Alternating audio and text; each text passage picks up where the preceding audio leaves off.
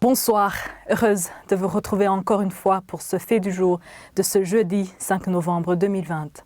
Evelyne Nisunga, 30 ans, marâtre de l'enfant de Kouinherekwa dans la zone de Gihosha, en mairie de Bujumbura, était dans l'après-midi de ce jeudi 5 novembre devant la barre dans un procès de flagrance. C'est après arrestation ce mercredi, elle a été filmée en train d'acérer des coups de verge et de proférer des injures à un garçon de 5 ans, son beau-fils. Les détails avec Dorine Neyungeko et Fabrice Nzohabonayo. nakubwiye kushira amaboko hejuru yakwereka ko je tacha dupana nawe hariyo sindi nyoko ntitunigana ndakwica nubu. Le petit garçon a été obligé par sa marâtre de baisser sa culotte pour plus d'impact des coups qu'elle lui a administrés sur ses petites fesses, ignorant ses cris et ses supplications. Seul Dieu peut te sauver, lançait cette femme en enchaînant des coups, bien que les voisins accourus demandaient à cette femme d'arrêter en vain. Mais parmi les témoins de la scène, une personne filmait cette bastonnade. C'est d'ailleurs ce qui va sauver le petit garçon. Rapidement, une recherche a été lancée. L'enfant a vécu un calvaire depuis août dernier.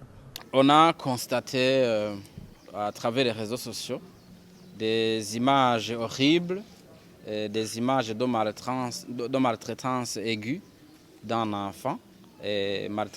Maltraitance faite par une femme. La femme que vous venez de voir ici est âgée de 30 ans qui s'appelle Nionisunga Evelyne et qui habite ici en mairie de Bujumbura dans la localité appelée Kouinherekwa.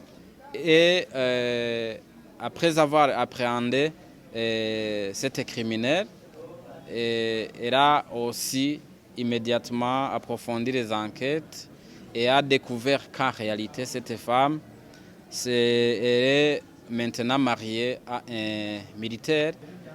Et la femme avait déjà 3 enfants issus de différents pères. La femme donc a contracté mariage et est venue dans le nouveau foyer avec les 3 enfants issus de 3 pères différents. Tandis que le militaire, lui, avait un enfant qu'il avait eu avec une autre fille. Tout le monde est invité à agir avant que le pire ne se produise. Evelyne Nionisunga était dans l'après-midi de ce jeudi devant la barre, dans un procès de flagrance. C'est au tribunal de grande instance de Nahangwa. D'après le porte-parole du ministère en charge de la sécurité publique, la Commission nationale indépendante des droits de l'homme se charge désormais de la protection de l'enfant, dont le corps présente des cicatrices sur le dos et les fesses. La Fédération nationale des associations engagées dans le domaine de l'enfance au Burundi dit avoir répertorié des cas pareils où des tuteurs vont jusqu'à tuer des enfants. Isidore Netoulouye, coordinateur de la FENADEB, fait savoir que ce genre d'atrocité engendre des criminels.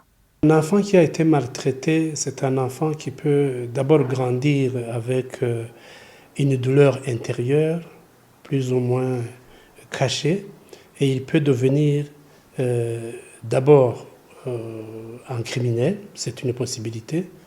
Il peut se venger contre tout le monde parce qu'il considère que tout le monde a été injuste envers lui. Et s'il n'est pas récupéré à temps avec des conseils, des traitements plus humains que ceux qu'ils ont subis, ils peuvent être en grand danger pour la société. Nous avons des rapports de violence chaque mois. Et les violences diffèrent bien sûr de gravité. Il y en a qui vont même à tuer les enfants. La deuxième réaction, c'est d'inviter tout le monde à ne pas agir excessivement à l'endroit de l'enfant, même si l'enfant était fautif. Nous sommes très contents de voir que quand les services de l'ordre sont informés, ils agissent rapidement et efficacement. Merci à toute l'équipe technique. Au revoir.